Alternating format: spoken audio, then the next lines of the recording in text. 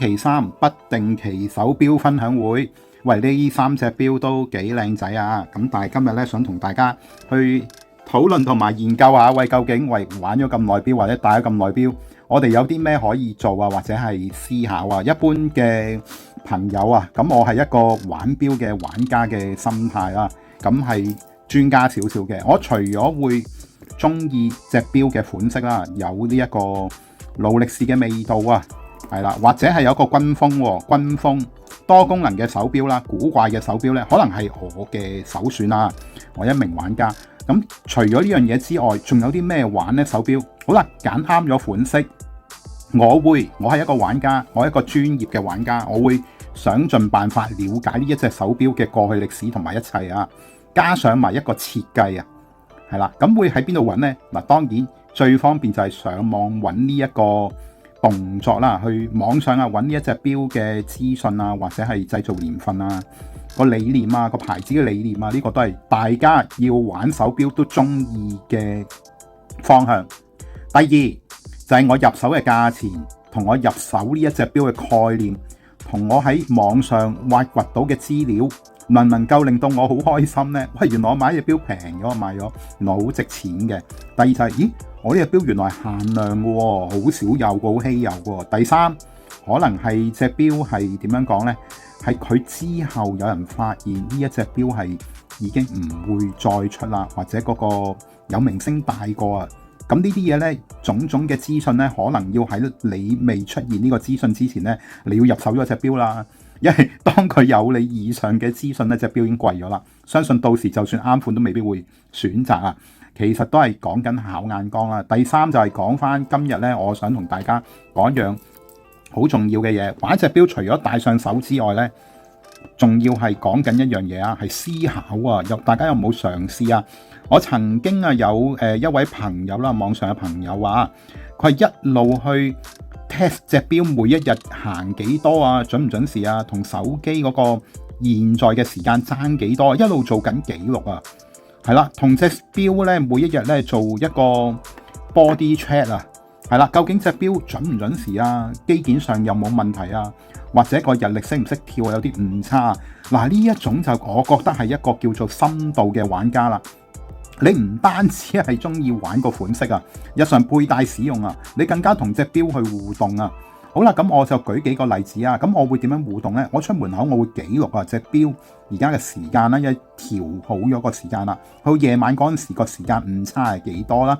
咁每一日咧會嘗試下個佩戴方法啦，戴左手戴右手，或者當你唔戴嗰陣時放喺櫃桶啦，種種嘅方法去 test 呢一隻錶啊，係咁做緊啲乜嘢呢？究竟？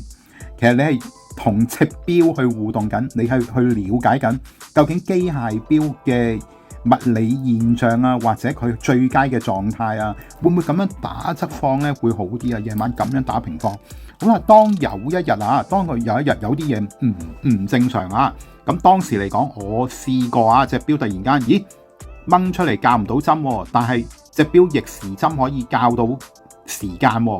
好擔心啊！唔係咁容易揾到人去維修手錶嘅，係啦。當然，如果係揾到人幫你整翻啦，咁你都要了解，咦，究竟呢個狀況係咩狀況、咩情形，你都會請教一下。喂，究竟有咩問題啊？隻錶係啦，好多嘢都會想自己去了解，想自己去知道啊。咁而家就好啦，有一時計，萬一你隻錶有咩問題，可以過嚟揾萬師兄傾一傾偈，係啦，睇下有冇辦法去嘗試去救翻佢啊！當然啦，都係要一啲有價值啊，或者你會日常佩戴啊，裏邊有一個需要整嘅先好整啊，因為維修都要時間噶。好啦，咁呢一度唔多講啦，最重要就係講翻頭先啦。咦，我可唔可以自己去了解一隻錶個狀況行得好與唔好呢？我除咗係一個錶迷收藏家或者係玩家，我都想知道下究竟點樣去 test 一隻錶好與唔好呢？嗱，其實我哋係好多小工具或者小方法去研究一隻手錶嘅。標準上係用目測睇下個錶殼啦，係啦，有冇爆個鏡啦？呢度爆少少啦，呢度有啲花啦。咁古董手錶就唔會太介意呢樣嘢嘅，因為有時零件同埋原裝嘅零件呢都係有分別啊。盡量都係保留翻原廠嘅零件會好啲，因為佢已經係有好多錶停產咗冇呢件零件噶啦。如果你配落都係代用，可能會令到隻錶狀態唔係太好啊，反而會變咗有機會入水啊，或者係睇出嚟呢嗰個怪怪地啦，即係個鏡有啲浪啊，睇落去有浮下浮下咁。好啦，咁講到呢度呢，咁我就會點樣去測試一隻錶呢？嗱，譬如我隻錶我唔係常戴嘅，咁咦佢有一日慢咗或者係快咗，咁我會去點樣做呢？嗱，一隻錶行得快咗呢，我會上滿鏈啊，係啦，上滿鏈係啦，你要了解下，我自己去了解一下究竟隻錶點解會壞啊？我上到好滿啊條鏈，跟住大力咁樣一揈，係啦，睇唔到個鏡頭，我可能會呢度變慢鏡啊，一揈係啦。咁咧有幾個動作做咗啦。第一，本身隻錶嘅能量已經係非常之多，好充裕啦，係啦。第二咧就係你呢個揈呢個動作咧，就希望能夠將游絲啊，佢可能係重疊咗或者係黐埋咗。你呢一下揈嘅動作，希望嗰個游絲咧能夠走翻原本嗰個軌跡啊，唔會黐上游絲，令到佢行翻準時。咦？如果得咗嘅，你會好開心啊，因為好似自己能夠可以同隻錶control 隻錶啊。第二個方法就係消磁啦，可能個磁化咗個游絲，所有呢個動作係啦。咁亦都有好多方法喎。咦？喂，我隻錶呢嗰個日曆唔能夠走翻去當日喎。譬如今日呢個準時啦，譬如如果佢係今日31號，咁我可以有啲咩方法呢？呢係上鏈錶嚟㗎，有等到嗰一日你先去上鏈將隻錶運行，咁又可以對翻個日期啦。係啦，呢個幾好啊！又可以大家可以思考下點樣可以運用得更加好隻錶。好啦，最後嚟到咧呢個環節就係嗱，我唔理佢係乜種類型嘅手錶啦。總之，首先第一樣嘢你要啱眼緣。呢隻錶我真係好中意，我日日佩戴嘅，我會非常之喜歡。咁就用過一隻錶去做一個測試，由今日開始試下計下佢，咦佢個計時狀況啊，行得好唔好啊？或者咦我有冇辦法可以令到佢行得好啲啊？會唔會今日開始有好多人咧？你會見到喺地鐵或者搭巴士啊、公眾地方上係咁上緊喺度揈啊！即係條影片之後，嗱你唔好笑佢啊！嗱呢個動作咧係對隻錶係一個健康嘅狀況啊，但係你又唔好哼佢啊，或者掟佢落地啊，或者係將佢拋上天空啊！一個大嘅衝擊會令佢個機械穩定性係降低啊，反而你呢一個揈咧，因為你呢個揈咧係冇一個撞擊噶，純粹用一個離心力、向心力咧，令到佢有一個動能，令個游絲咧可以彈翻開，行翻正常軌跡。好啦，跟住就係咦隻錶今日行慢咗喎，快咗喎，你會用咗個記錄了解咗隻錶幾時去揾維修啊，或者修理。咦修理咗之後我又記住今日先，咦今日整好咗啊，差唔多2年就要將隻錶檢查同埋洗油，係啦，洗油嘅意思咧係啲咩呢？下次先同大家講，但係今次嚟講咧就係想同大家講日常嘅保養啊，或者你係玩咗隻錶，除咗我佩戴使用之外咧，仲原來裏邊包含一個思考性啊！睇下今日大家會唔會點樣思考你嗰隻手錶啦？咦，反而唔係喎，我今日戴緊嗰隻係 Apple Watch 智能手錶喎。咁呢個就唔需要思考啦，因為佢已經解答晒你每日嘅答案啦。咁但係呢一樣嘢都係一個互動嚟嘅，一個方便啦。各喜好啊，睇下你中意戴咩手錶同埋點樣運用一隻手錶啊。好啦，咁今日咧我哋再去介紹一啲手錶俾大家去睇啦。首先多謝觀眾朋友嘅支持。第一個師兄咧就嚟要咗隻美度 Multi-Force。係啦，冇日曆嘅呢隻抵玩啊！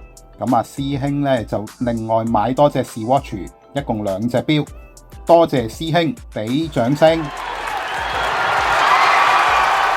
掌聲過後咧，就到呢位師兄，佢要咗隻嗰隻叫做 GP 啊，嗰隻錶都幾貴噶嗰隻，因為嗰隻錶係一體性帶嘅 NOS。咁啊，多謝師兄啊，亦都俾掌聲。另外有位師兄咧留咗隻錶喺度好耐嘅，跟住佢就帶今日過嚟攞錶。咁啊，另外攞3隻錶嚟俾我修理，最難修理就係隻奧米加方形嗰隻。咁啊，非常難搞啊！我相信因為大修啊，呢隻錶屬於係要更換好多嘢先整得翻好。但因為師兄話中意兩個字，點樣都要整翻好呢，咁樣就幫佢搞掂咗啦。咁師兄係啦，好開心攞走咗隻錶，多謝師兄，俾掌聲。好啦，多謝晒今個星期支持一時計嘅觀眾朋友啦。一隻錶，梅花錶 Air Master， 經典紅色 logo 嘅梅花錶啦，有 ETA-2824啊，有 Hacking Second 咧就係停秒功能，加上25石，有自動上鏈功能，非常之準時。錶盤嘅細節咧就可以睇到佢係一個曲形嘅錶面啦。係啦，另外咧就係12點位有個紅色 logo 啦，係寫翻嗰個系列名稱啊 ，Air Master 喺6點位置啊，放大先，係啦，喺呢一個位置有一個 Air Master， 係啦，呢一個位置第3行都寫住，好啦，係用呢一個 Incapsula 啦，隻錶係非常之穩定啦，因為佢 ETA-2824啦。仲有啲咩呢？係啦，有一個尖形嘅指針啊，就係一個多級角嘅立體時錶，非常之清晰睇到嗰個外圍有一個分鐘刻度啦。原裝嘅錶帶，大條帶好長啦，19cm 都可以，尺寸就34mm， 甩條甩42，厚薄係11mm 嘅。係啦，咁啊開一開個機芯俾大家欣賞。機芯方面 ETA-2824。非常之準時正確啊！原裝嘅機芯，縮翻細少少。好啦，睇下咧，上翻個蓋先。戴上手就係咁啦。咁呢隻錶咧就買翻當時嘅味道啦，準時可靠穩定啦，快跳日曆啊，仲有非常之響啊，個日曆都應該。好啦，咁有條原裝帶，19cm 手腕得啊，因為一隻手指仲有得再較闊啲啊。係啦，可以俾大家去睇真啲啊！係啦，鏡係非常之清嘅，但係個外殼係有使用痕跡啊！價錢1200蚊，留意後邊詳細規格。下一隻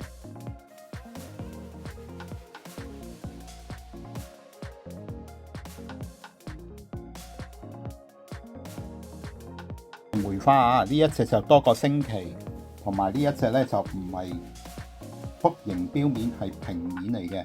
講翻手錶係一隻鋼錶啦，原裝錶帶 ETA-2836 機芯係有停秒功能喎 ，Hacking Second 避震非常之好啦。另外有一個銀色放射鏈盤設計，紅色梅花 logo 都係嗰啲喎。Air Master 3點位置有雙連顯示日曆啊，星期加日曆顯示啊，都屬於係多功能手錶啊。當時係啦，市面罕見嘅咧就係呢一個刀式尖形嘅夜光指針啊，真係幾罕見啊！有夜光嘅尖形指針，立體嘅時錶啦，多切割嘅。外殼方面不鏽鋼啦，殼啦都係咁上下啦，但係個膠鏡喺5點位置係有輕微嘅爆裂啊，大家都係睇到好清楚。配件方面尺寸就係35mm， 甩條甩43，厚薄係11.5。呢隻錶好似大咗1mm啊，比頭先嗰隻。運作正常，準時可靠啦。攞用手嚟睇下先。好啦，咁呢一隻錶咧就白底黑字日曆啦，英文啊，英文字嚟嘅。係啦，有冇中文字又唔係好記得，好似都係英文嘅。係啦，全英文嘅顯示啦。咁錶面都好靚啊，裏邊冇花痕㗎。咁啊，原裝帶、原裝底、原裝巴的都幾原裝。咁啊，開埋個機芯先，應該同頭先個差唔多㗎啦。點解嘅？一模一樣嘅，差唔多。係啊，都係梅花啊嘛，第一樣啦。但係個自動舵呢個效果好好啊，因為換咗啤令啊，應該係啦。狀態非常之好啦，擺幅亦都夠啦。上年都喐咗啦，隻錶係啦，有係舊啲㗎啦，個自動舵冇辦法。始終都係一隻古董手錶，但係呢個會唔會有問題呢？係冇問題嘅，可以放心使用，因為要甩嘅嘢已經甩晒啦，唔會再甩㗎啦。有固定架添啊，有埋好啦，呢一隻2836機芯啊，準時可靠，運作正常。上翻個蓋，同樣最後戴上手先，感覺舒適夠大隻，其實個裂痕都唔係好覺眼啊。係啦，睇一睇嗱，錶帶16.5cm 手腕啦，呢一隻錶係啦，同頭先嗰隻條帶爭好遠啊。好，睇下中唔中意呢個款啦，價錢1200蚊啊，同樣規格喺晒呢隻錶嘅後邊。下一隻呢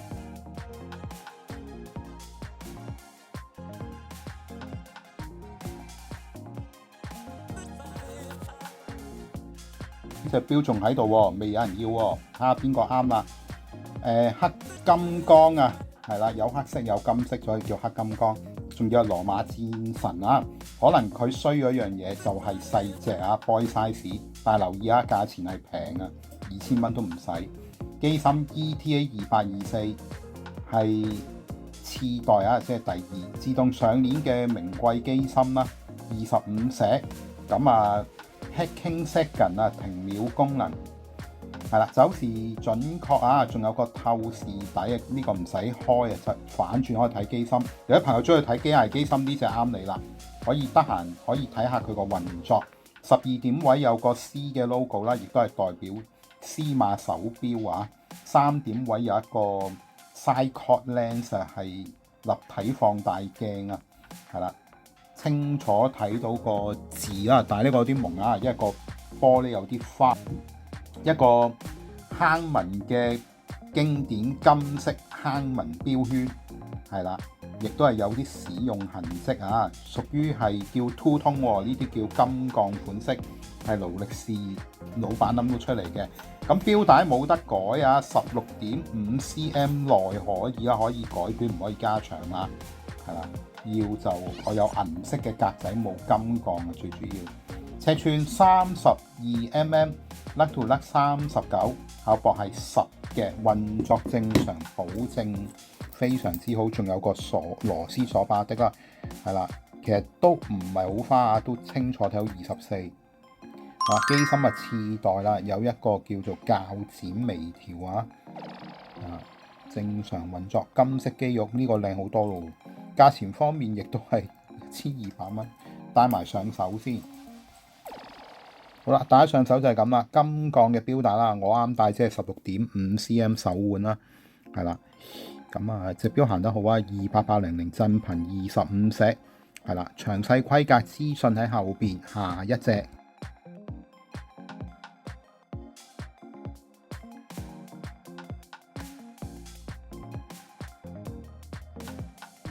接落嚟呢隻係蘇聯錶啊，Waketa。係啦，係前蘇聯軍錶，講下佢有啲咩犀利之處先。係啦，機芯採用 Waketa 嘅2614啊，係一隻屬於當時比較罕有嘅可以快速調整日曆啦。係啊，係拉跳日曆嚟㗎，呢個冇錯。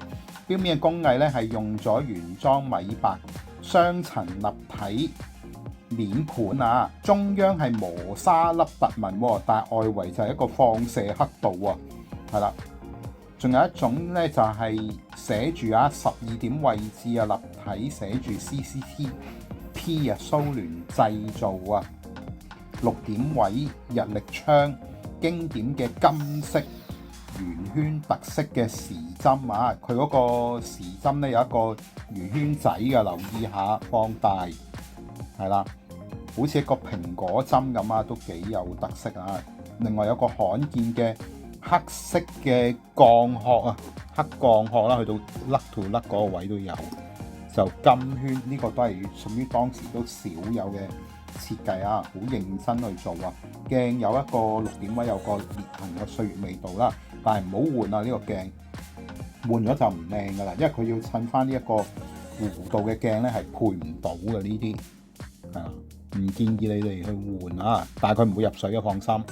係啦，快拆嘅皮帶，尺寸34，甩to甩38，厚薄嘅11，膠鏡運作咧就正常可以戴得，行得幾好啊！支針仲有黑色秒針，幾耶啊！金色嘅光頭巴的，有張紙搣咗噶啦已經，開個機芯俾大家欣賞。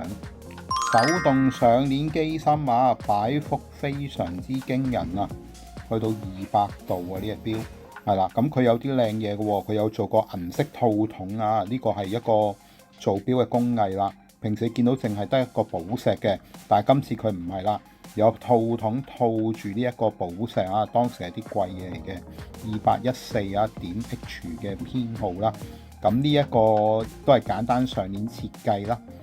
上翻個蓋先，大部分市面揾到嘅古董錶呢，Waikato 呢一隻蘇聯軍錶呢，係啦，都好多啊。但係呢一隻款式就比較少有，價錢方面呢，就係700蚊啊，簡直係放水價。睇下邊個中意佢啦。有一個係啦，個時針好有特色啦，12點位寫住Waikato 或者係啦，6點位有個日曆槍啊，比較特別啲，係啦，仲有快跳日曆可以校翻今日嘅日期，睇下邊個中意。留意後邊詳細規格同資訊啦。下一隻，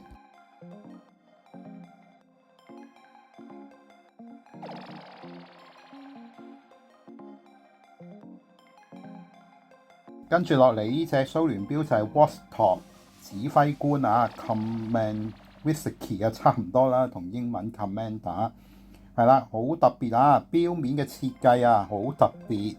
3架軍機咧顯示出呢一個蘇聯嘅旗票，俄羅斯啊，前蘇聯嗰個三色旗啊，3架飛機帶動呢3隻顏色出嚟啊，好特別啊！機芯方面咧就係 Vostok 嘅2414A 機芯啊，手動上鏈嘅名貴手錶機芯啊，17石係啦，個金色錶面都好特別。留意啊，喺錶面寫住呢一個指揮官啊 Commander 啊，係啦，標誌啊，3點位日曆槍，6點位有個紅星標誌啊，好有共產嘅感覺啊！夜光珠點同埋呢一個膠鏡非常之靚啦。外殼工藝咧就係呢一個潛水殼嘅風格，有一個雙向潛水錶圈，可旋入式嘅外圈啊，嗰個底蓋啊，級內有個戒指時圈鎖實，另外有個螺絲鎖把的，哇咁多功能嘅錶，代用皮帶，棗紅色翼紋，有冇咁詳細啊？41mm，甩到甩45，口薄係11，手錶狀態非常之好啦，當然係啦，亦都有個紅點設計啊，開埋個機芯先。頭先唔知做咩上翻再開過，好啦，機芯喺度啦。咦，冇套筒喎，呢個淨係3粒寶石啊。游絲擺正常啦，上鏈錶一隻，更正翻啊，2614嘅應該機芯係AI 睇嘅2414係啦。咁啊17石上鏈啊，咁呢個蓋都呢個叫戒指時圈啊，係啦。佢點解咁設計呢？因為佢嗰個膠圈喺度咧，用呢一個壓落去。當時嚟講呢個防水性提高個防水性啦，即係唔好入水啦。即係隻錶係啲軍隊咧潛水去，呢個係鬆，呢邊先係實啊，搞錯咗。佢潛水去做呢一個任務啊，所以防水性要好強啊。因為咧佢有人投訴啊，軍隊內有人投訴啊。去到蒙咗個鏡入咗水，睇唔到時間啊，所以俾敵人捉咗啊，俘虜，好大問題啊！咁啊唔知點解佢可以翻去軍部嗰度呢，報告翻呢一件事啦，咁就跟住設計咗呢一個戒指時圈啊，令到錶冇咁容易入水啦。呢一個係外史嚟㗎，係啦，中意當古仔咁聽啦。另外有個螺旋鎖把的啦，行走準時。慢跳日曆啊，冇快跳啊，講明先。金色錶面啊，戴上手係點呢？殘舊嘅皮帶啊，但係佢皮嚟嘅喎，甩甩聲啊，買條皮帶都抵啊。好啦，咁呢隻錶呢，有個雙向圈，價錢又係700蚊啊，睇下邊個中意佢啦。詳細規格喺後邊啦，好睇啊隻錶。下一隻。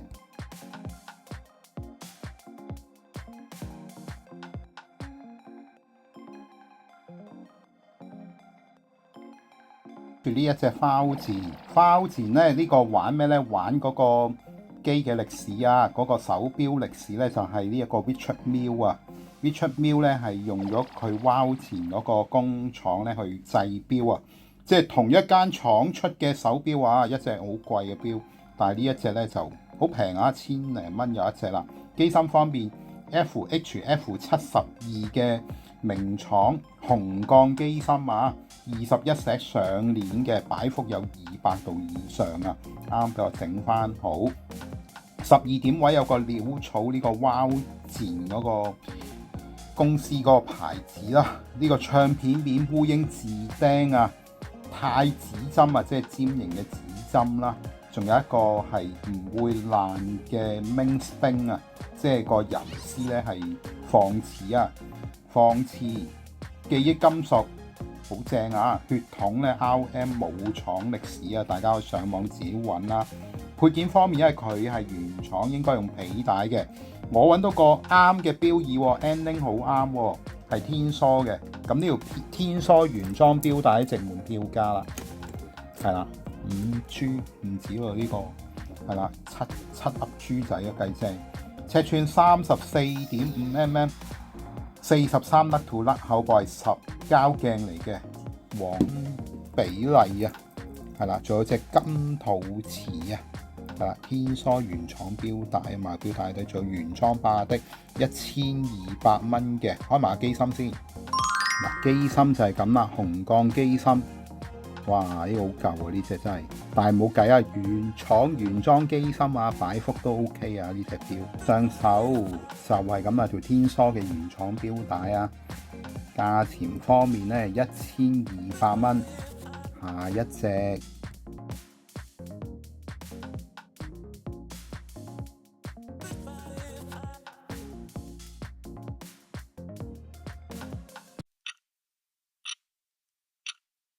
500蚊嘅專區啦，有電子有機械啊，有日本有瑞士。第一隻先，鐵達時係啦，電子石英錶係啦，規格亦都會睇下啦，後邊錶底蓋都好靚啊，呢隻代用皮帶啊，500蚊係啦，玩個黑色錶面同埋嗰啲誇張嘅落碼數字啦。呢隻多功能錶啦，500蚊啦。係啦，平咗少少，有日曆有計時功能啦，一撳佢就跳啦。係啦，碳纖錶圈設計，係啦，行緊啦，呢度最底嗰個就係計時，係啦，撳一下 reset， 係啦，翻轉頭，跟住就到精工錶，係啦，呢一隻超級古董嚟㗎，呢隻你自己識玩識得睇㗎啦，5嚿水啊，500蚊，鮑魚殼，底 Swatch 石英錶，誇張嘢。係啦，玩嗰條錶帶500蚊，係啦，咁樣放唔係有冧。好啦，跟住呢一隻玩機械味道2783，買份機芯500蚊，係啦，快跳日曆行走可以，係啦，跟住德奇尼士一樣機芯，呢個亦都係有牌子，方方地嘅錶殼啦，錶帶勁長啊，係啦，咁就係啦，咁一共有6隻錶，每一隻錶都係500蚊出售啊，500蚊專區，係啦，最後㗎啦呢度。今日咧嚟到呢一個深度話題啊，咁啊我啊好得閒啊，我走咗去外國鬼佬網站嗰度啊，係 Watch Repair Information 啊，and 呢一個 ID 啊，係啦，咁就係影咗呢一個關於奧米加1012嘅零件啊，咁我內容大致上講咧，話呢一個零件咧有。驚佢會鬆得滯，亦都驚到緊得滯，咁就同好多網上嘅朋友去交流啦。係啦，呢度就係我用 AI 咧去做咗個英文文章啊，係啦，同大家去傾呢一件事情。好啦，跟住就有人留言啦，呢一個係講咩呢？等我記下先。係啊，有講呢個呢就係佢已經製錶有40年經驗啊，去過呢個勞力士，佢最尾又寫住阿卡地亞。仲有 IWC， 我記得佢寫住係啦，佢有3間公司都做過40年經驗啊，都同我分享一下呢一啲係基本功啊，每一次都要做啊。關於呢一個手錶嘅 Cannon Pinion 啊，係嗰個10反啊，係啦，好多都要經過呢一個測試啊去做呢樣嘢。咁我都好多謝佢啊，佢有40年經驗啊，你可想而知呢個係一位前輩中嘅前輩啦。係啦，跟住佢呢一個呢，就係話佢都有關於佢自己呢，關於呢個 Canon Pinion 呢一個收緊嘅工具啊，咁佢都有啊。咁佢同我講就係話用一啲工具去收緊翻呢一個零件好重要啦。咁呢位師兄我亦都同意啊，我下邊留言同佢講咗同意。係啦，跟住呢個呢，就係同我講啦，就係話用呢一種基本嘅工具啦，即係我哋係用一個錘仔啊，或者一個鑷子咧，揼佢咁樣收窄呢一個分鐘管啦。咁同佢傾開咧，佢話：咦，同我講佢都係 OK。咁我都同佢講係呢一個方法咧，要輕輕力啊，唔好太大力啊，咁樣同佢大家喺度交流啦，都係呢啲嘢啦。嗱，咁呢位朋友都係咁回覆我啦。佢話其實呢一個組件真係又愛又恨啦。係啦，緊得滯又唔得，鬆得滯又唔得，即係同我喺度交流關於呢一個零件仔啊，都幾頭痛啊！佢亦都試過幾次啊，一係就鬆得滯，一係緊得滯啊，都有同我傾過。一次過睇過咁多留言啦，咁我嗰個 post 咧都超級多人 like 啊，感覺上我都好少喎，有24個 like 啊，呢度多過影片15則留言。咁啊，講緊關於呢一個零件組件啦，大家傾得都幾開心嘅。咁呢度咧，佢誤會我用呢個嚟夾啊，張圖我搞錯咗。其實呢個圖咧，我唔係夾佢啊，我係拆呢一個輪出嚟，我需要呢個工具，即係第三隻手，因為我冇嗰個工具啊嘛，要自己諗辦法先拎到嗰個零件仔出嚟嘛。咁阿星隻錶整翻好啦，咁幫佢搞翻啦。因為呢一個輪咧，如果太緊咧，就會令到呢一支吉吉輪咧會爆嗰啲齒輪啊。但係太鬆咧，佢又會秒針行，分鐘針唔行。所以咧，我就出 post 同佢講話，呢個真係又愛又恨啦。係啊，今日就想同大家分享咧，因為香港喺呢一個整手錶嘅討論啦，基本上係零啊，係零啊，係零啊，唔知喺邊度揾到啊。第二就係大家都會覺得咧，香港我哋維修手錶啦，可唔可以講我哋咧？講一時計啦，一時計維修手錶咧，我真係純粹同你哋修理嘅啫。第二就係嗰個叫做係啦，交易嗰個，只不過希望有啲朋友想要，佢好難揾到咧，先做個價格出嚟俾大家去參考去買一隻古董手錶。喺外國網站呢啲係寶物嚟㗎，佢喺英國啊或者係美國咧買呢啲錶都好貴㗎。咁香港嚟其實好幸福啊，有咁多呢啲手錶去欣賞同埋去參與。係啦，第三，如果你關於咧，你見到網上咧大部分維修手錶咧，佢都會同你講收幾多錢，但係一時計就冇㗎。最緊要你隻錶有冇故事啊！你有故事，你需要到修理我先會修理㗎。如果你一般攞隻錶嚟俾我整咧，我係唔得閒整㗎。呢個要留意啊！哇，熄燈啊佢。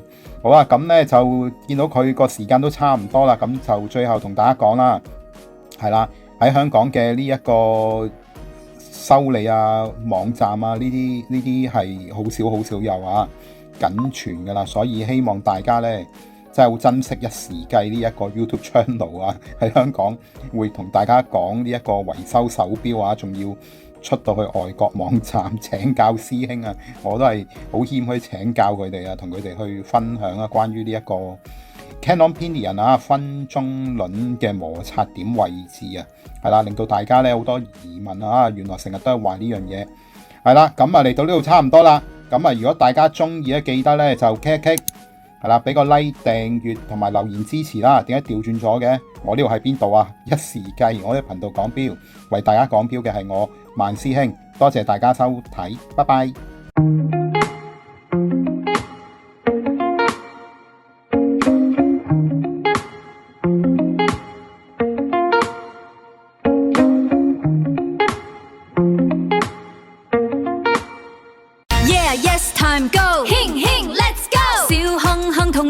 住上啦，目標鎖定最閃耀個吉光。Let's count down the time， 3、2、1 go！ 一瞬間嘅約定創造傳奇。